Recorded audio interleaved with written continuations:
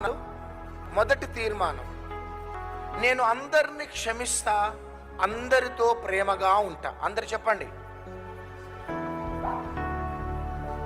రెండోసారి చెప్పాలి. అందరికి వినబడుతుందా? మూడోసారి చెప్పాలి. నేను అందరిని క్షమిస్తా, అందరిని ప్రేమిస్తా. ప్రేమిస్తా. రెండోది, రోజు ఖచ్చితంగా గంట సేపు ప్రార్థనలో ఉంటా. రోజు గంట సేపు ప్రార్థన. ఉదయం అరగంట, రాత్రి అరగంట. ఉదయం అరగంట, సాయంత్రం అరగంట. రెండోసారి చెప్పాలి. అందరు వెనుకున్న వారందరూ. మూడోసారి చెప్పాలి. ఉదయం అరగంట, సాయంత్రం అరగంట. మూడోది, ఉదయం ప్రతిరోజు ఉదయం ఒక వాక్యం చదువుతా, రాత్రికి ఒక వాక్యం చదువుతా.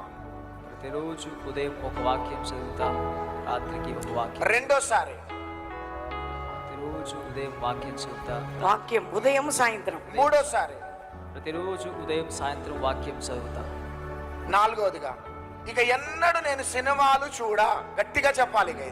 ఇక ఎన్నడూ సినిమాలు చూడ, ఎన్నడూ సీరియల్లు చూడా, ఎన్నడూ సీరియల్స్ చూడ, సెల్ ఫోన్ లో అనవసరమైనవి చూడా.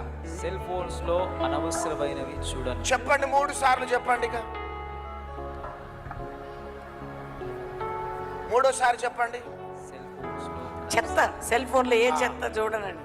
ఐదోది, నేను ఎవరిని క్రిటిసైజ్ చేయ, నేను ఎవరిని క్రిటిసైజ్ చేయను. ఎవరి మీద నేరారోపణలు మోప, ఎవరి మీద నేరారోపణలు మోప, ఎవరిని పాయింట్ అవుట్ చేయ. ఎవరిని పాయింట్ అవుట్ చేయను. సెల్ ఫోన్ లో అట్లాంటి క్రిటిసిజమ్స్ వచ్చినా నేను చూడ. సెల్ ఫోన్ లో చెప్పండి అందరూ గట్టిగా చెప్పాలి. అది సెల్ ఫోన్ లో ఎవరైనా తిట్టేవి, ఎవరైనా విమర్శించేవి చూడను. చేయి పైకెత్తి గట్టిగా చెప్పాలా. ఓకే, నెక్స్ట్, నా ఆత్మ ఫలములను కాపాడుకుంటా. గట్టిగా చెప్పాలా. ఆత్మ ఫలములను కాపాడుకుంటా. రెండోసారి చెప్పాలా. నా ఆత్మ ఫలములను కాపాడు. మూడోసారి చెప్పాలా. నా ఆత్మ ఫలములను కాపాడు. యేసయ్యలాగానే ఉండటానికి నేను సిద్ధపడతా. యేసయ్యలాగా ఉండటానికి సిద్ధపడతాను. యేసయ్యలాగానే ఉండటానికి నేను ప్రయత్నిస్తా. యేసయ్యలాగా ఉండటానికి నేను ప్రయత్నిస్తాను. యేసయ్యలాగానే ఉండటానికి ప్రయత్నిస్తా. యేసయ్యలాగా ఉండటానికి ప్రయత్నిస్తాను. యేసయ్య రాకడ పర్యంతరం ఎవరికో ఒకరికి సువార్త ప్రకటిస్తా. యేసయ్య రాకడ పర్యంతరం ఎవరికో ఒకరికి సువార్త ప్రకటిస్తాను. సువార్తను ప్రకటిస్తాను. మూడోసారి, సువార్తను ప్రకటిస్తాను.